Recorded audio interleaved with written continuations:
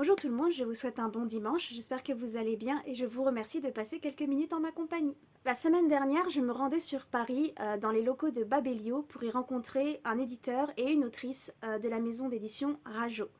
Je vous raconte comment ça s'est passé? Spoiler alerte, c'était trop bien. Si vous êtes nouveau ou nouvelle sur cette chaîne, déjà n'hésitez pas à vous abonner, ou si vous avez sauté certaines de mes vidéos, on fait un petit récap. Ça fait depuis 2020 que j'envoie un roman en maison d'édition. Alors ça fait des années que j'envoie des nouvelles, que je participe à des appels à texte, tout ça, et on me dit non. Mais pour ce qui est de mon roman, ça fait depuis 2020, donc bientôt 2 ans, que j'envoie un roman young adulte d'urban fantasy en maison d'édition et que je me prends des refus à la chaîne sans jamais savoir pourquoi mon roman est refusé. Arrive au courant de l'année 2021 le concours Rajo, qui n'est pas un concours visant à publier un livre, mais un concours visant à rencontrer des professionnels travaillant pour la maison d'édition Rajo pour avoir une critique sur un premier chapitre et un synopsis. Au début, je voulais leur envoyer ce roman, donc DM, mon roman d'urban fantasy. Le problème, c'est qu'il y avait pour règle dans le règlement tout simplement de la maison d'édition que le roman ne devait pas être envoyé à d'autres maisons d'édition pendant la durée du concours, et moi j'avais quelques petites idées en tête de soumission. Un petit peu à la dernière minute, je décide donc d'envoyer mon roman young adulte de zombies sur lequel j'étais encore en train de travailler à l'époque. C'est un roman que j'écris depuis 2019 avec une très grosse pause au milieu parce que parler de virus en pleine pandémie mondiale, c'était pas terrible pour le moral. Et ne fut pas ma surprise un lundi matin en recevant un mail disant que j'avais été acceptée pour rencontrer un éditeur et une autrice de la maison d'édition sur Paris. J'ai pleuré toutes les larmes de mon corps. Genre vraiment. C'était pour moi un mail qui disait « Hey, il y a quelqu'un du milieu qui en a quelque chose à foutre de ce que tu racontes. » Non, parce que avoir des retours d'amis qui écrivent ou non, avoir des retours de la famille, c'est super, mais c'est pas eux qui vont publier.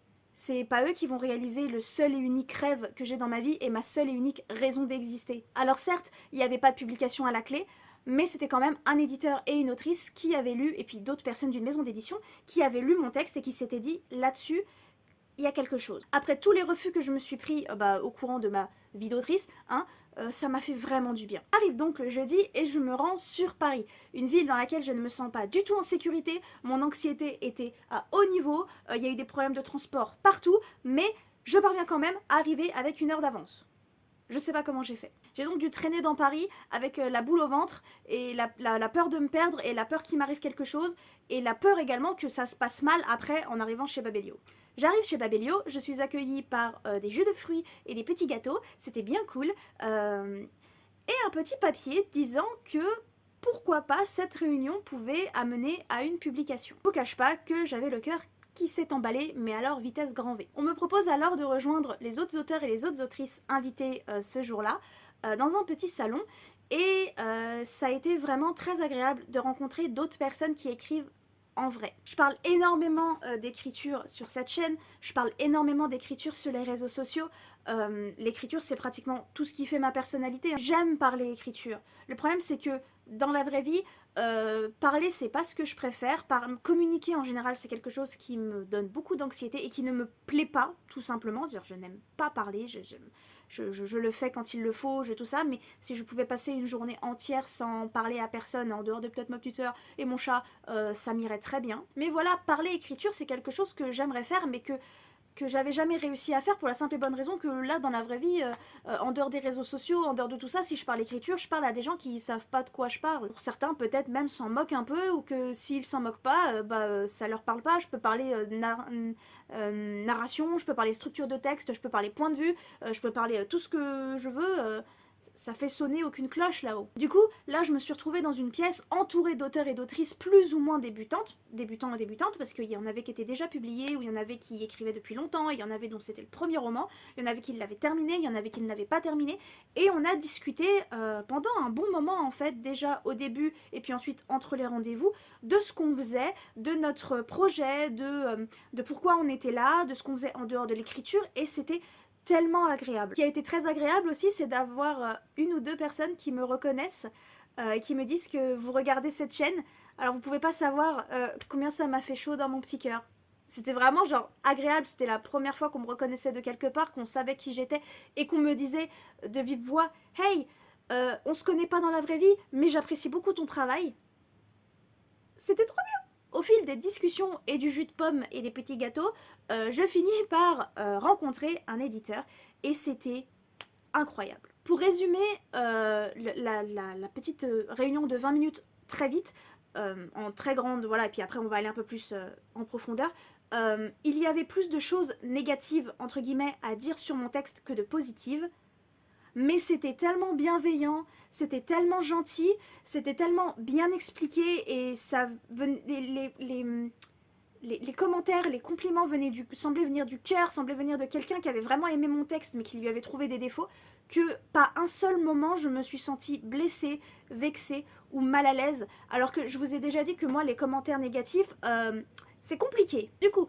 pour en parler un peu plus en détail, on m'a fait comprendre que ma plume plaisait énormément, que mon écriture, ma manière d'écrire plaisait énormément. Ça m'a fait un bien, mais alors je vous raconte pas, parce que s'il y a bien une chose sur laquelle j'ai beaucoup d'insécurité, je sais pas comment dire, c'est mon écriture. Je trouve que j'ai une plume vraiment pourrie, que j'ai une plume de merde, tout simplement, que ce que je raconte n'est pas intéressant, n'est pas bien dit, tout ça.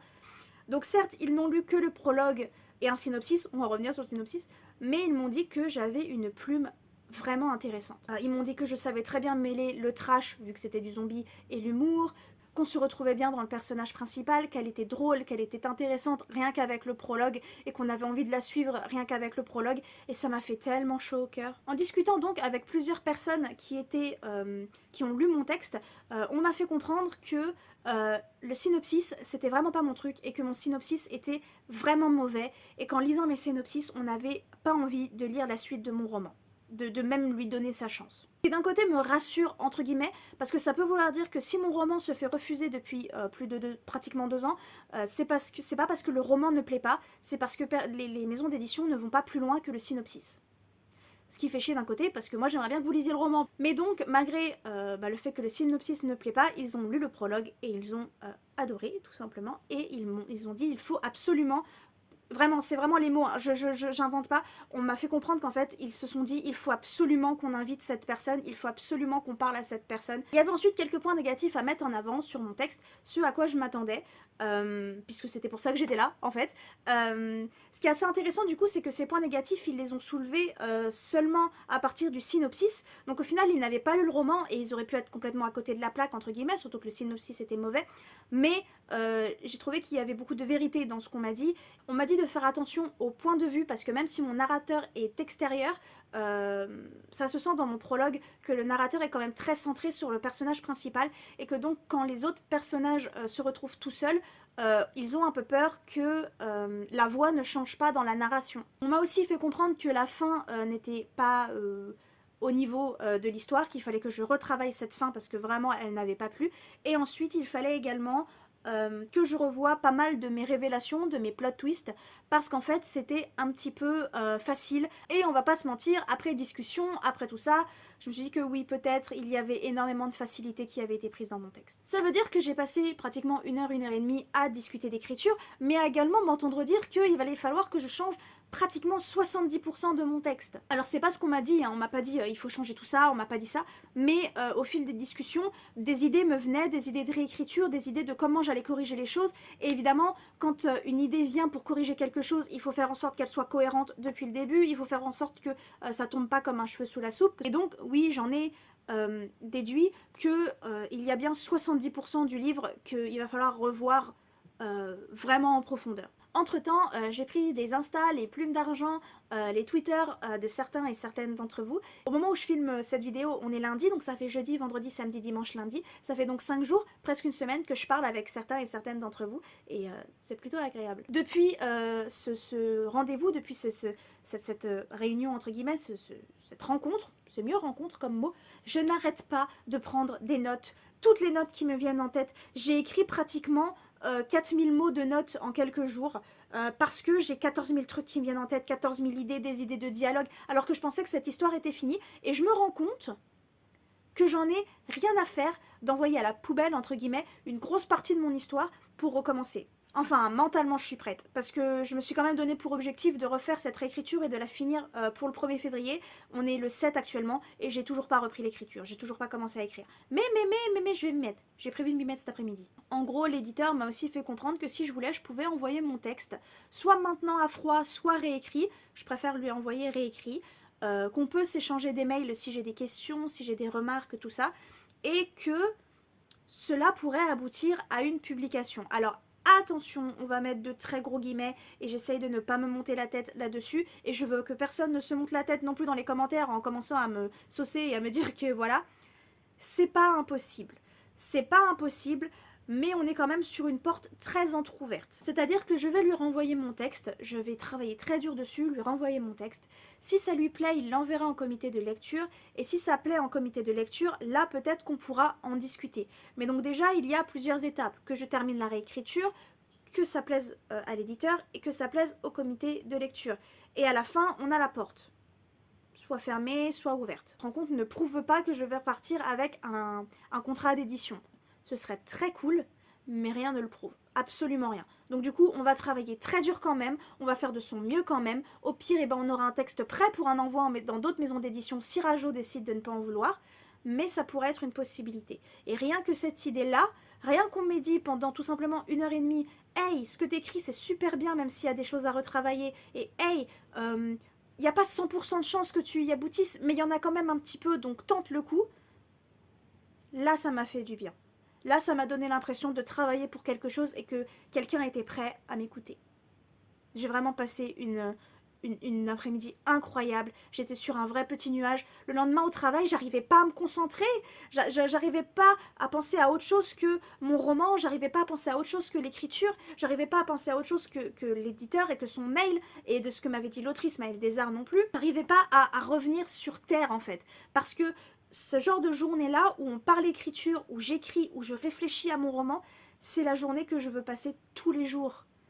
Je veux passer des journées 100% écriture. Et moi, ce que j'ai envie, eh ben, c'est d'écrire tous les jours, c'est de parler écriture tous les jours, de ne faire que ça de mes journées en fait. Et même si je sais que c'est très lointain et que même si un jour je fais publier tous mes romans chez Rajo, ça ne veut pas dire que je serai dans les capacités de quitter un boulot alimentaire et de vivre de l'écriture.